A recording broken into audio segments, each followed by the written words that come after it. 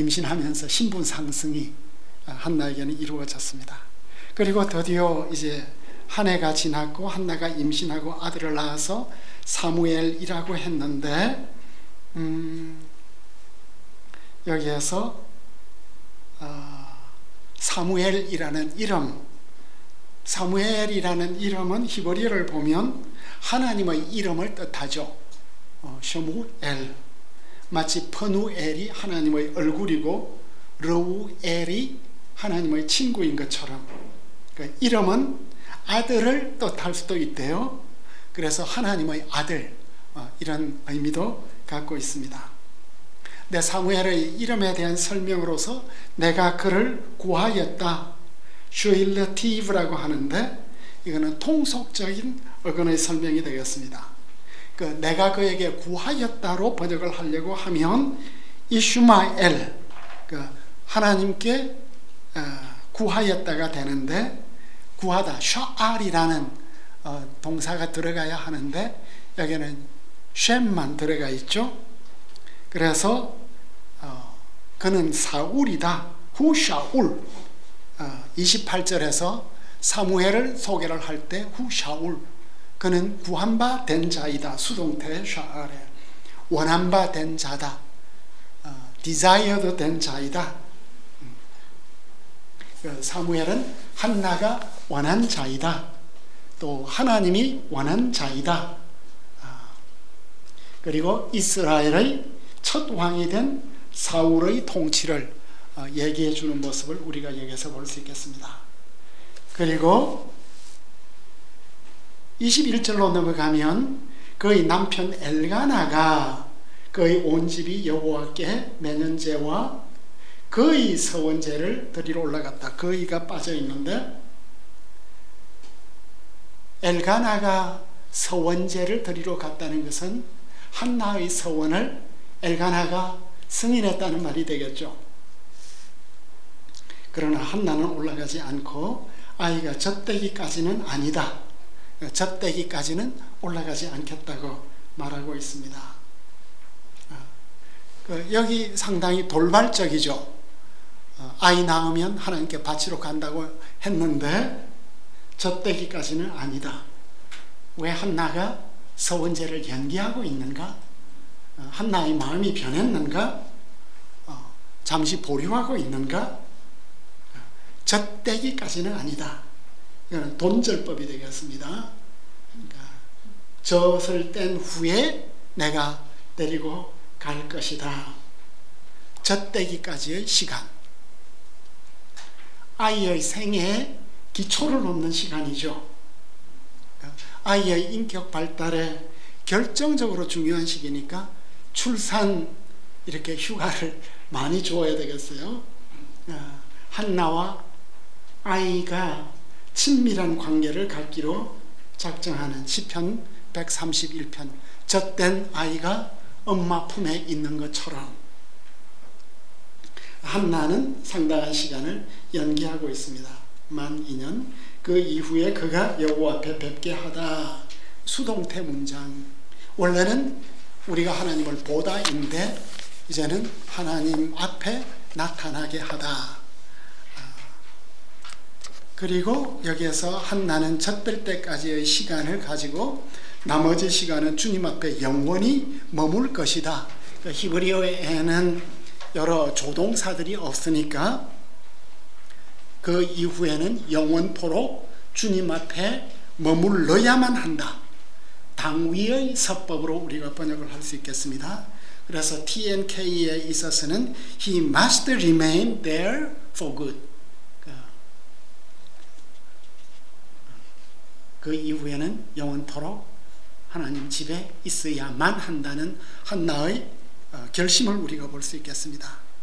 그래서 엘가나가 한나의 말을 받아들이는데 그대 소견에 좋은 대로 하라, 오직 여호와께서 그의 말씀대로 이루시기를 원하노라.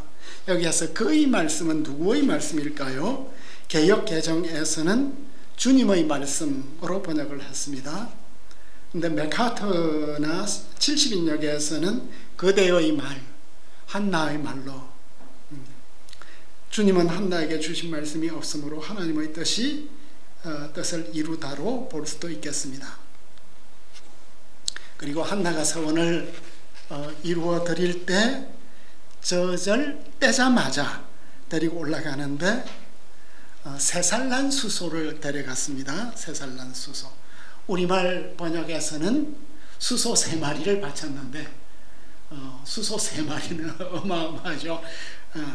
수소는 암소보다 더 비쌌겠죠. 아무래도 이제 씨를 받아서 생육을 해야 되니까 공동 번역과 표준세 번역과 70인역 NIV에서는 세살난 수소, 파림 슐로샤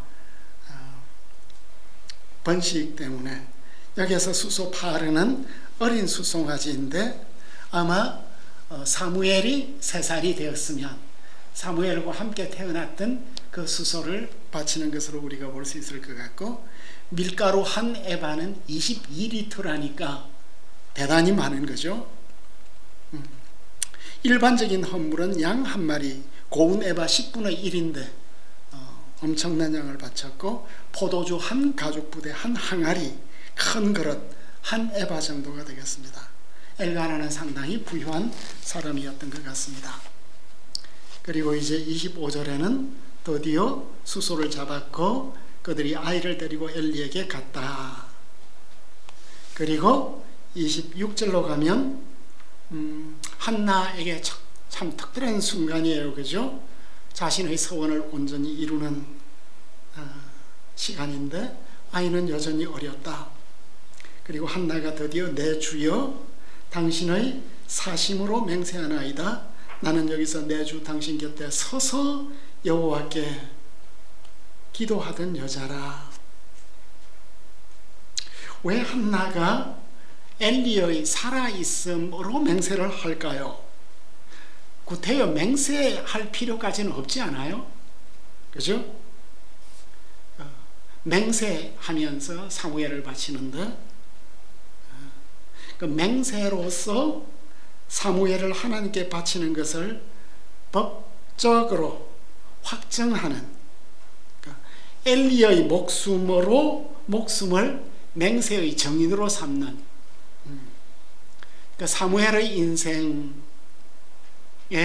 엘리의 목숨이 걸려 있으면 엘리가 사무엘을 잘 길러야 할 것 같아요. 그리고 내가 여기에서 서서 기도했다. 당신 곁에 서서. 한나가 서서 기도했나요? 아니면 당신 곁에 서다인가요? 그리고 27절에 보면 내가 구하여 기도한 바를 여호와께서 내게 허락하셨다. 이 표현은 엘리가 한 말이죠. 엘리가 한나에게 평안히 가라. 이스라엘의 하나님이 너희 기도하여 구한 것을 허락하기를 원하노라. 그러니까 한나는 엘리의 기도를 기억하고 있었고 그 기도를 지금 엘리에게 상기시켜 주고 있습니다. 한나는 하나님께서 그에게 아들을 주셨으므로 나타난 그 자신도 하나님께 드리겠다. 그의 평생을 드리겠다. 왜냐하면 하나님께 구한 바 되었기 때문이다. 그리고 마지막 행이 그가 거기서 기도했다는 모호한데 그는 사무엘인지 엘리인지 한나인지 또 그가 경배하다는 동사의 주어는 남성이기 때문에 사무엘이 경배하다도 가능한 것 같습니다. 이 마지막 장면에서 한나와 엘리의 대화는 더 이상 이루어지지 않고 있고, 여기에서 이제 우리가 또 잠깐 쉬었다 가면 왜 한나가 처음부터 엘리에게 기도 제목을 말 안 해주었을까? 우리는 이제 교회 생활을 하면 막 기도 제목을 나누잖아요. 엘리에게 기도 제목을 말을 안 해준 이유가 있을까요?